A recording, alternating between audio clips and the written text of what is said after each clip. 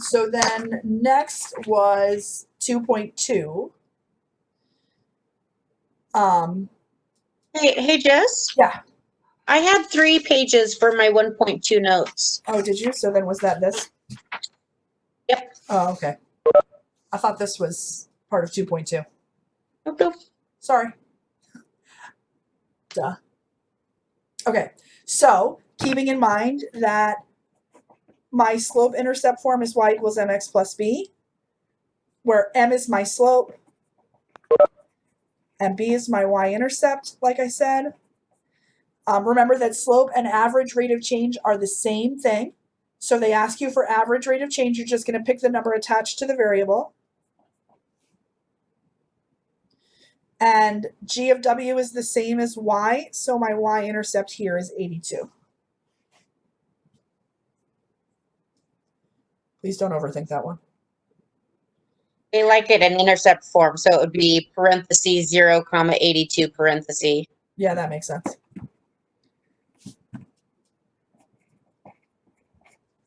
They want it as a point since they're asking you for an intercept. Okay. Thank you for letting us know, Katie, since you already, sounds like you already started that. Okay. So, a couple of short word problems.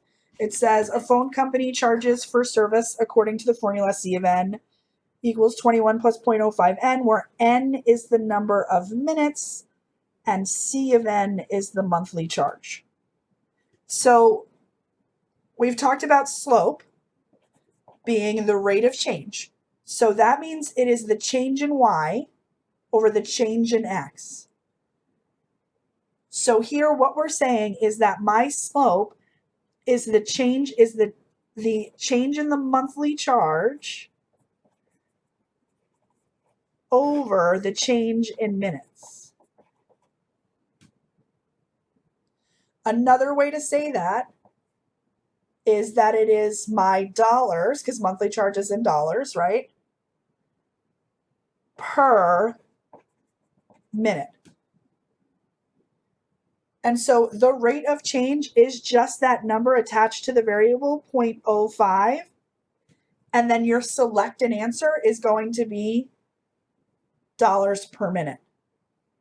So your rate of change is always y per x.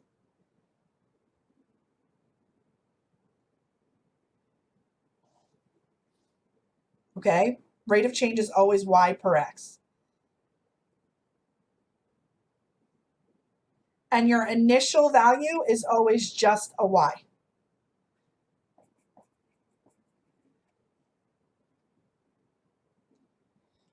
So my initial charge is 21, and that's going to be dollars.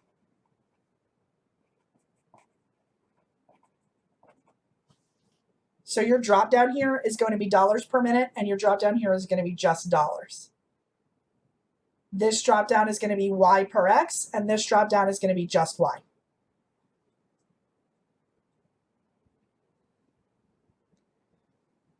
Okay. This print is super small.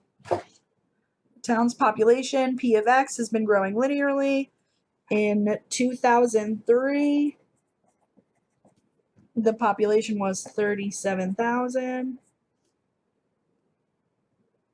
1,200 people per year.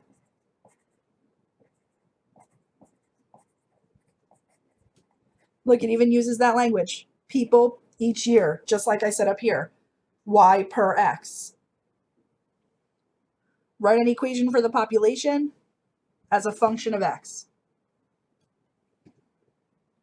After 2003. So then what that means is that 2003 is my initial year. So that is when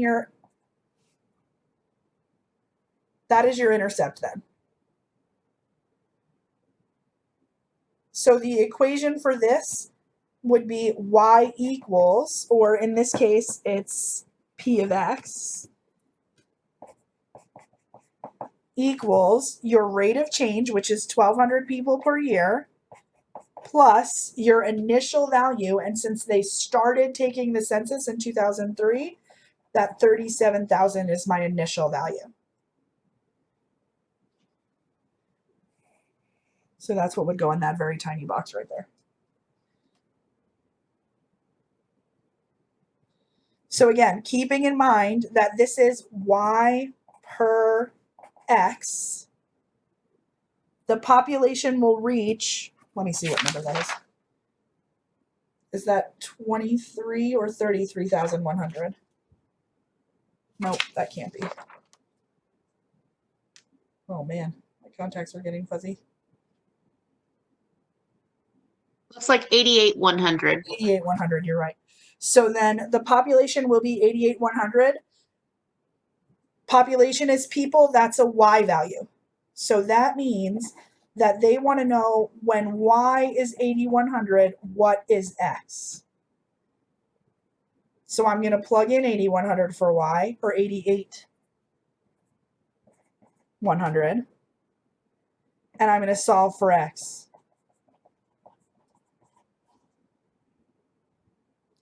Subtract the 3,700 from both sides. 37,000, 1,000. I missed a 0. So 88,100 minus 37,000.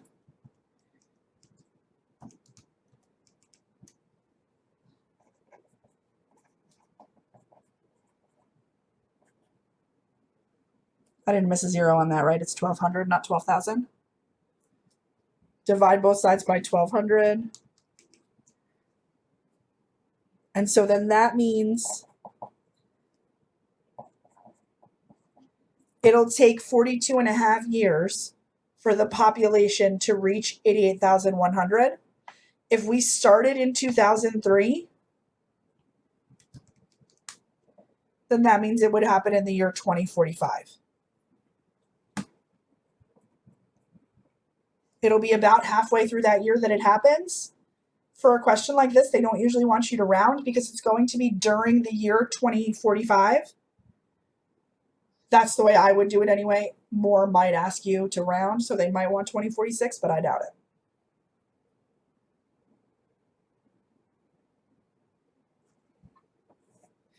And then the last one says the population in the year 2009. So 2009 means that we're 6 years in.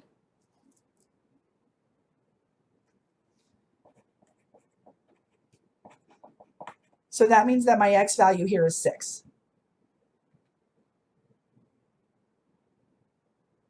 So then Y equals 1,200 times 6 plus 37,000.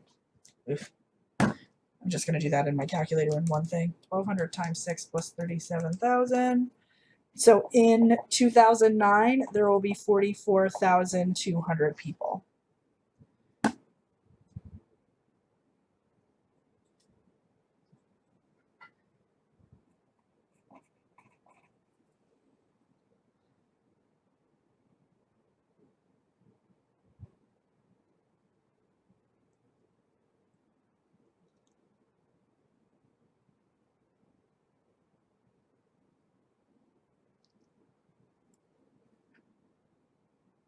Okay.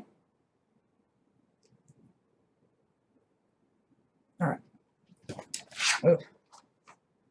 A clothing business finds that there is a linear relationship between the number of shirts it can sell and the price it can charge. In particular, historical data has shown that 6,000 shirts can be sold at a profit of $40,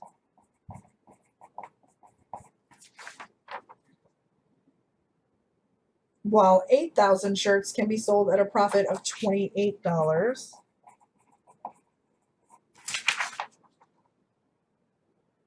Write the price in P as a function of the number of shirts sold. So the price in P then is my Y, and the number of shirts sold, it's a function of X. It's Y is a function of X. So here P is a function of S.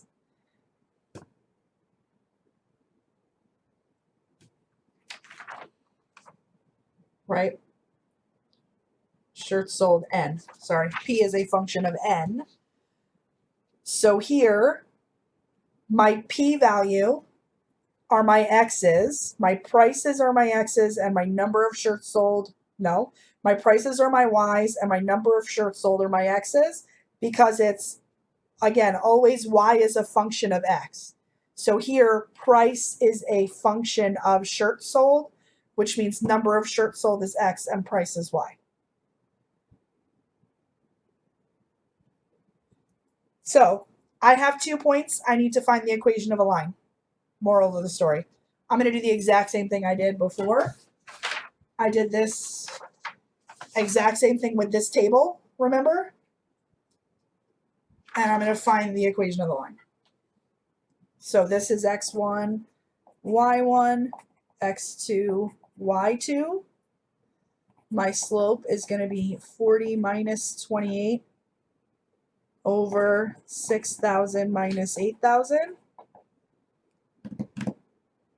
40 minus 28 is 12 over negative 2,000. That is negative 0.006.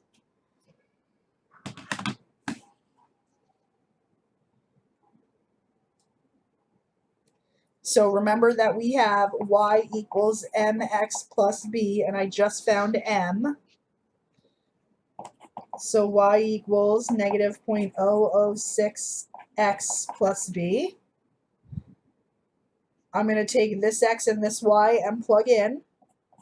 So 40 equals negative 0.006 times 6,000 plus b. This way we can solve for my y-intercept. So negative 0.006 times 6,000 is negative 36. Add the 36 to both sides. And b equals 76. So then in the function notation that they want, you would say p of n equals negative 0.006 n plus 76.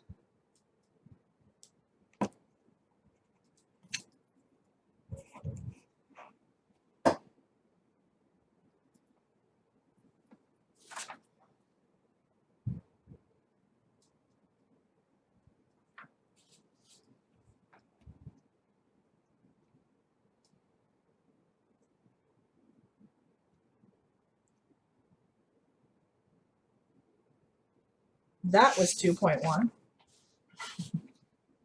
Now let's look at 2.2. Thank you, Katie, for pointing out that I was doing them in a weird order. Okay, so when we are graphing this, you're going to graph it basically given the information, keeping in mind that this number back here is your y-intercept. So I'm going to go to 2 on the y and put a dot. The number in front of your variable is your slope. A slope of negative 4/3 means from this dot, I go down 4, 1, 2, 3, 4, and to the right 3, 1, 2, 3. 1, 2, 3, 4, 1, 2, 3.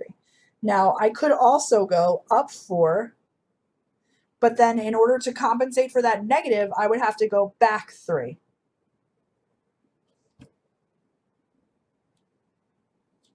And then draw a line.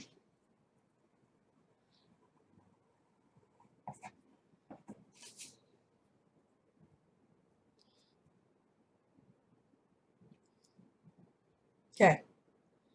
So for the end behavior of this, as x goes towards positive infinity, that means as the function goes this way, is y going down or is it going up? That's what you're asking yourself. And in this case, y is going down, so that's negative infinity.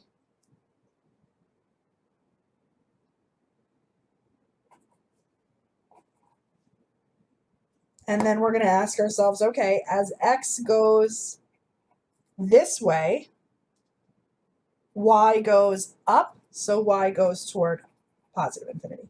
Now, I know I mentioned this the last time that we talked about end behavior, but another quick reminder that those 6 boxes will always be the exact same as that. If your linear function is decreasing, it's negative infinity, positive infinity. If your linear function is increasing, then it's positive infinity, negative infinity. But, I mean, if this were a test and you only had one submission, you could at least be confident that you would get 6 out of 8 of those things right. As long as you remember that. Okay?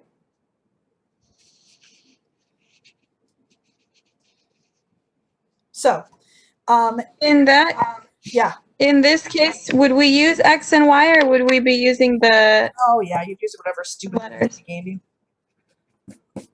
Okay, I just want to make sure. That's fine. U-M-M. Dumb. Sorry. I hate that Moore does that. I wish everything should just be X and Y.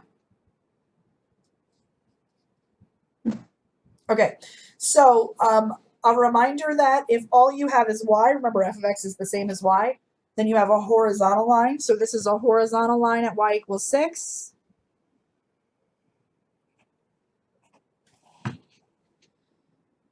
If all you have is X or something other than function notation, then you have a vertical line. This is a vertical line at X equals 4.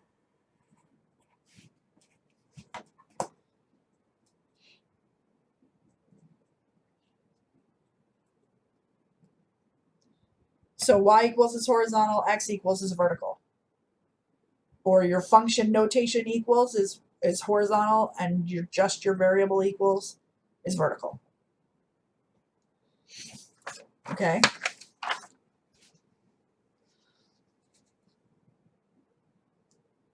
So remember that lines that are parallel means they will never intersect. So in order for the lines to never intersect, they have to be rising and running at the same rate, which means that parallel lines have equal slopes.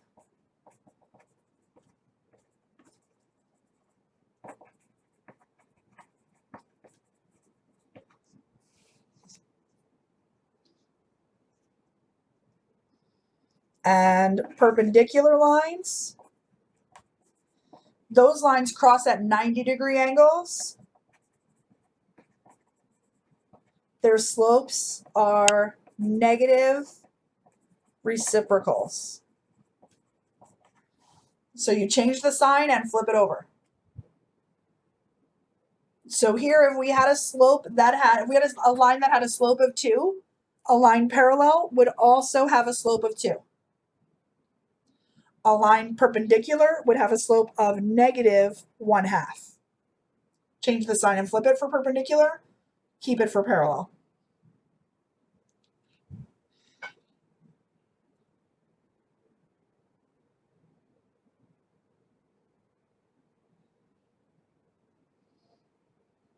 Okay?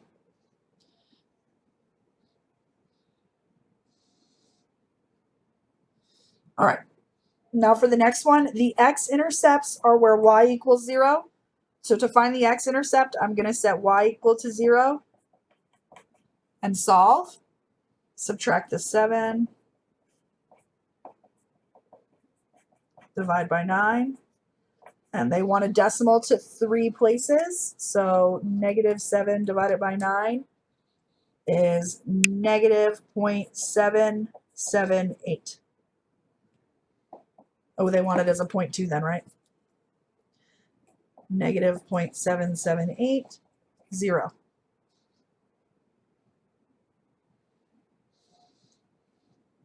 And then your y-intercept is where x equals 0.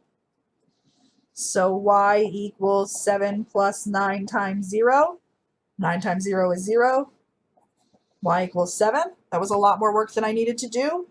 Remember, the y-intercept, when you're in slope-intercept form, is just that number that's hanging out by itself.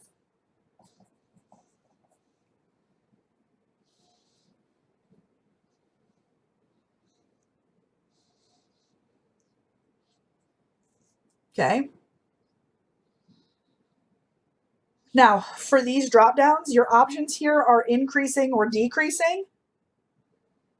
In this case, H is increasing because your rate of change is positive.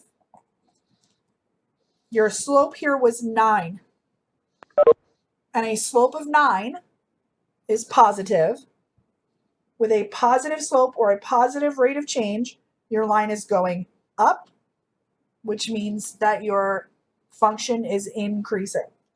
And a function that is increasing means that as x goes to infinity, y goes to infinity. Oh, this should be an h. And as x goes to negative infinity, h also goes to negative infinity. Do they want h or do they want like the full h of x? I don't remember. Yeah, they want the full h of x. Dumb. Yeah. Dumb. This is one of the reasons why I'm actually like, I don't mind this setup as much as I thought I would. We're live online. Like at first when he told me, I was like, oh, that's gonna suck. But it's actually, I mean, I feel like I've been enjoying it. It's easier than I thought it would be on my end, but I don't like things like this. I feel like that's nitpicking on Moore's part. So, you know, if I was giving you an actual test, I would never give you anything but X and Y. Either way. If you accidentally put Y, press message my instructor and I'll give you credit. I promise. Okay, so to find the equation of a line, again, we always find the slope first. So this is x1, y1, x2, y2. So -4 minus -4 over 6 minus 17. -4, that's going to be 0. So if you have 0 in the numerator, then that means that you have a horizontal line.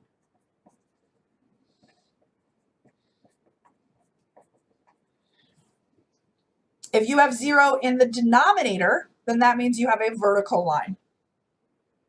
So remember, a horizontal line is y equals, or in this case, g equals. So we would say g of x equals, and then just see how these are both the same y value?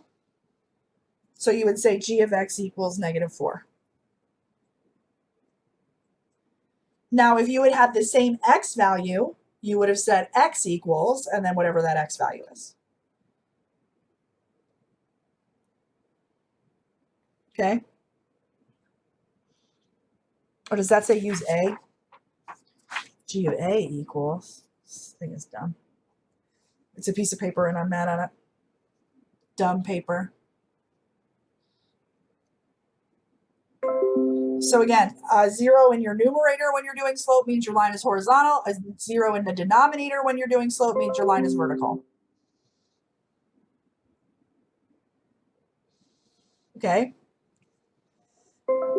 I don't know why I put this next one on here, probably because of redundancy. I figured why not, but here function notation is just 2 points. So here they gave me 2 points.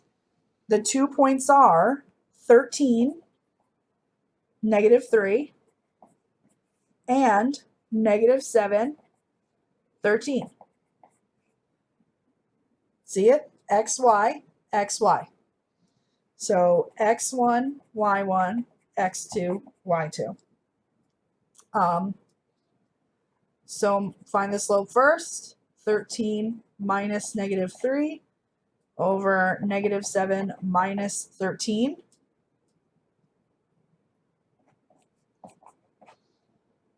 That's going to be -20. That's going to be -4/5. In his lecture, does Andy show you point slope? Okay, I guess not. So y equals -4/5 x plus b. So use either point. -3 equals 4/5 times 13.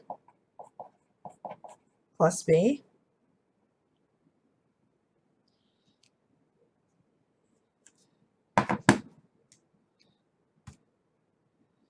Um, 4 times 13 divided by 5. Oh, that's a negative 4/5. Negative 10.4. And then add the 10.4.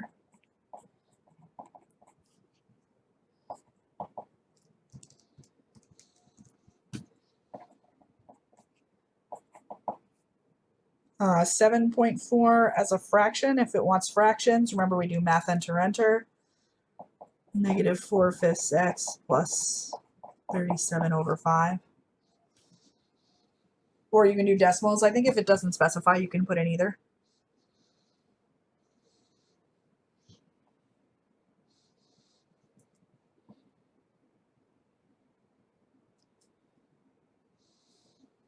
So then up here we would say Q of V equals negative 4/5 x plus 37.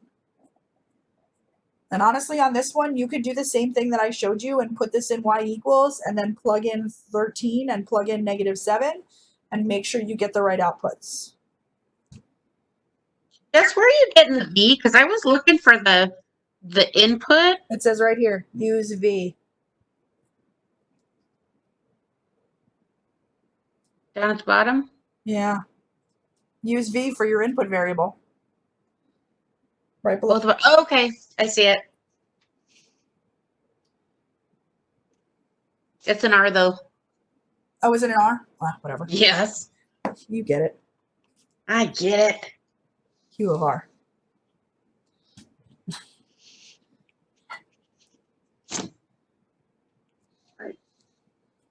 It's hard to see those sometimes. Yeah, it's partly, it'll be easier for you to see on your screen. It's partly that, like, the way that I put this on the paper, the print came out really small.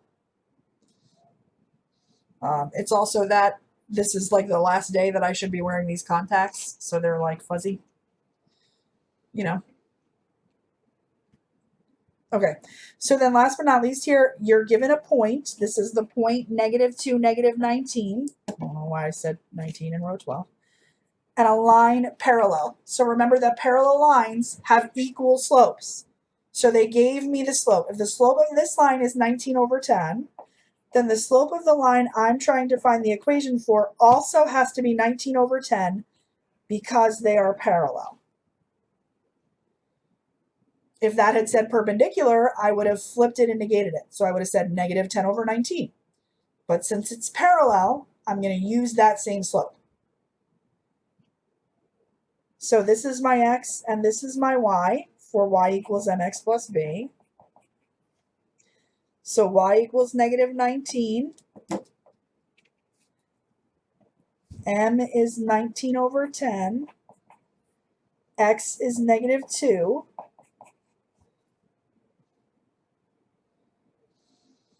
So 19 over 10 times negative 2 is negative 3.8.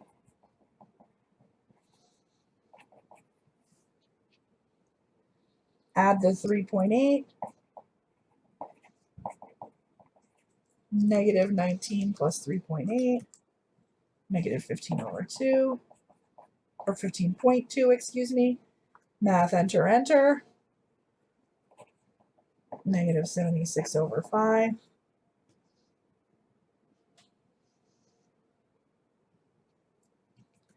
So M of C is 19 over 10 C minus 76 over 5.